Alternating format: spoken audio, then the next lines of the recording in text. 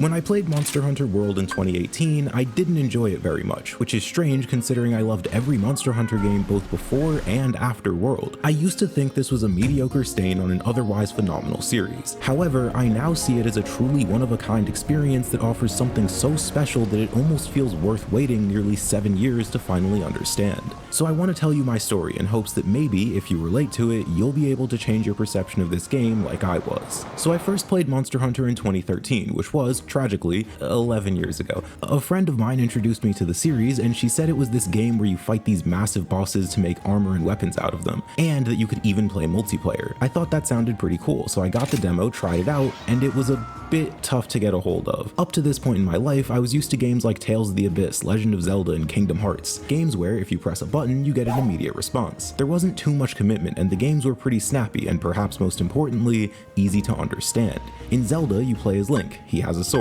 You press A or B to swing it, and it kills things. That's it. Anything that doesn't die to the sword is probably weak to a specific item that you've recently obtained. All in all, you don't exactly need a half-hour-long tutorial to understand the fundamentals of your weapon. It's about as simple and straightforward as pressing the subscribe button. Now sure, there was plenty of depth in games like Tales, but that depth didn't feel so essential to the experience that if you didn't understand it, you'd suffer. Monster Hunter was a totally different beast. The only weapon I could even begin to get a hold of were the dual blades, you know, the fastest weapon in the game. Funny enough though, it's not like I didn't enjoy it. Quite the opposite in fact. Regardless, I decided against buying the full game. I never gave it much thought, and I couldn't remember exactly why until I started working on this video and looking up some release dates, at which point I knew exactly what happened. Let's just say I got distracted. Anyway, fast forward a few years and a new Monster Hunter game was announced, 4 Ultimate. It had a demo too, I played it, absolutely loved it, and was then hooked on this game for years. Generations would later release, and it was yet another home run for Capcom. Monster Hunter was rapidly becoming my favorite game series of all time, quickly amassing over 1,000 collective hours in just a few short years. I even went back and played a bit of the games that I missed, like Freedom Unite. I adored the weapon designs that made it seem like you were literally carrying a part of the monster you just defeated with you, and the excitement that builds after you beat a monster and rush to the smithy to see what you can make out of it. I was in awe of this seemingly endless content with collaborations that included everything from classic anime like Yu-Gi-Oh! To fighting games like Street Fighter. And of course, I was thoroughly and utterly amazed by the monsters this series was based around. Their colors, their out-of-this-world attacks, their one-of-a-kind set pieces. It was truly incredible, and I loved every second of it. So naturally, when World was announced, saying I was excited would be the understatement of the century. However, this time things were a bit different. There was a lot that I didn't like about Monster Hunter World. Some of these problems were surface level, but some were so fundamental that I worried I would never be able to enjoy this game. Let's start with that first category. I don't really need to tell you about the weapon designs in World. While this is subjective and I'm certainly not an artist, I can say that those vibrant and exciting weapon designs of the past were gone, replaced by these boring slap-on weapons as they've been so eloquently dubbed by the community. I know this seems like a minor nitpick, but I really felt like a kid on Christmas morning when I would run to the smithy after beating a monster. These designs were just so cool, and I was always excited to see what the next one would look like and how they'd adapt the monster's personality into a weapon for the hunter. Seregios, for example, is defined by two things: its incredibly sharp knife-like scales and its overwhelming speed. This monster is like a living weapon. This idea presents itself in these weapons that look exceptionally sleek. Even the way the light bounces off of them is different from other weapons because they're just that sharp. They produce that same feeling that Seregios did, a blade so sharp it could sever the sky itself. That's just such a fascinating concept. This, on the other hand, does not elicit that same feeling. That excitement was totally gone from World, but it wasn't the be-all end-all. Sure, it'd hamper my enjoyment of the game a bit, however, this was still Monster Hunter. At its core, it was still the same simple experience. You choose a quest, fight a monster. Oh.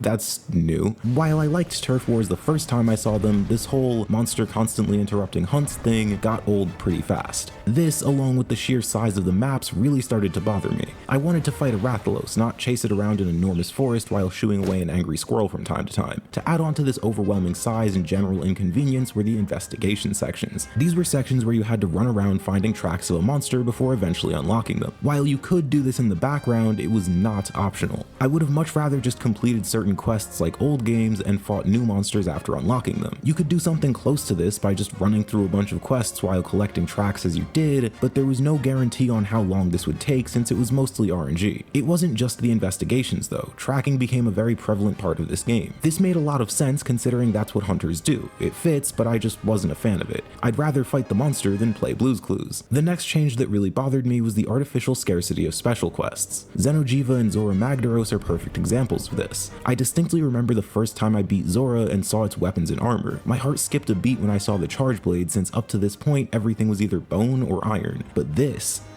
was a monster hunter weapon.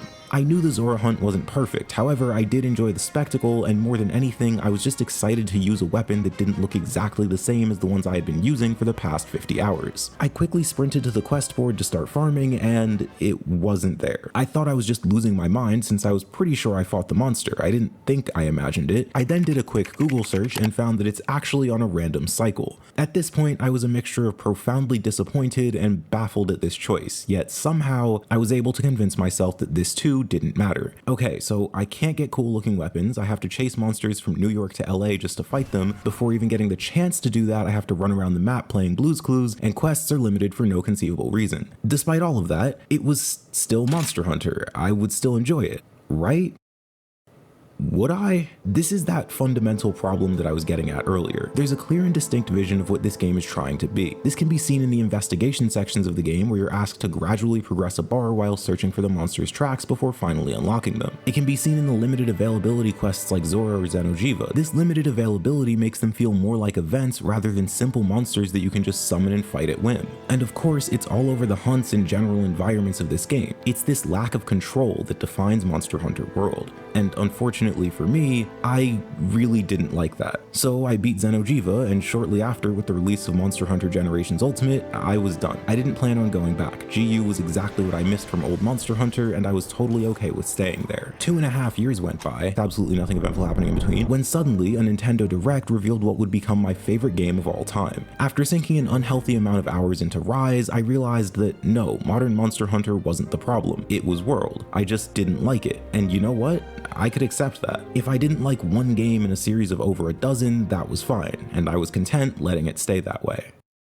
But after I randomly uploaded a stupid video on Dark Souls that got way more views than I could have ever imagined, people decided to stick around and I decided to keep making these. Eventually, I felt like I had to go back. I had to give World another shot. I mean, it's literally in my name. I would be lying if I said this was as easy as launching Monster Hunter World and just falling in love right off the bat. Iceborne has a lot of the same problems for me that World did. Still ugly weapons that admittedly got a bit better, still limited quests that you couldn't repeat unless the game decided you were allowed to, and still no pause button? Seriously, this one is insane. Even the guiding lands, while cool, amplified some of my biggest problems. You see, the grinding lands are almost entirely random until you unlock the monsters through the lore system. This means that you'll often be forced to just reset over and over until one day you find the monster you're looking for. Naturally, the guiding lands were perhaps even less predictable than the base game was, since now monsters that weren't even on the map before could suddenly spawn in. However, this time things were different. It wasn't just the YouTube thing and the obligation I felt to play through this game, granted that was a lot of it, but more importantly, my mindset was different. The biggest mistake that I made when I initially played World was that I was trying to get the exact same experience I got out of older games. I didn't want to use the Clutch Claw because I thought it was just a bit too clunky and I saw it as an overly risky and inconsistent option. While I am still certainly the Clutch Claw's biggest hater, instead of vomiting at the thought of using it, I really tried to take advantage of it this time. In doing so, I was able to experience these truly exciting moments. Slamming monsters into walls, latching onto them when they tried to run, and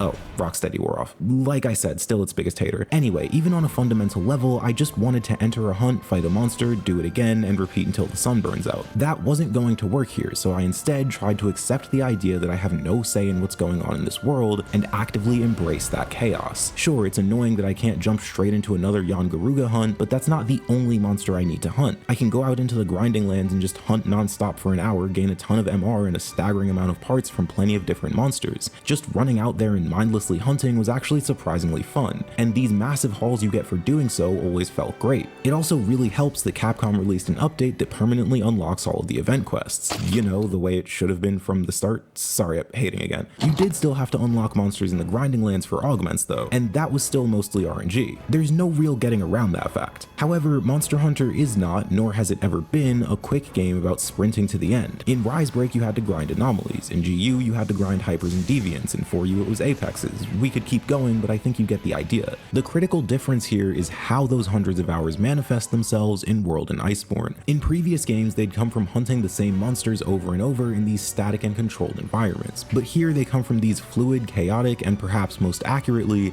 natural environments that are never quite the same. They come from running out to hunt a Banbaro only for a Zenogre to suddenly show up out of nowhere. They come from these marathons where you fight 3 monsters in a row only for an Elder Dragon to appear, and instead of rolling your eyes and thinking here we go again, you grab your weapon, lock in, and show it who the apex of the Guiding Lands really is. Outside of the Guiding Lands, they come from these masterful elders like Shara, who perfectly encapsulate this game's mechanics while providing a one-of-a-kind spectacle that's somehow immediately topped not just once or twice, but 3 times in a row with the next 3 elders. They come from this one-of-a-kind experience that's so clearly and distinctly different from what previous games were and what Risebreak is. It's in accepting that difference and embracing it instead of fighting against it that my eyes were finally opened and I was able to see what everyone else has for years. Now, I'm not going to sit here and pretend Worldborn is suddenly my favorite game of all time. It's not. I still have my problems with it, but I see it in a new light now. I get why people love this game, and I can honestly, finally, say that I do too.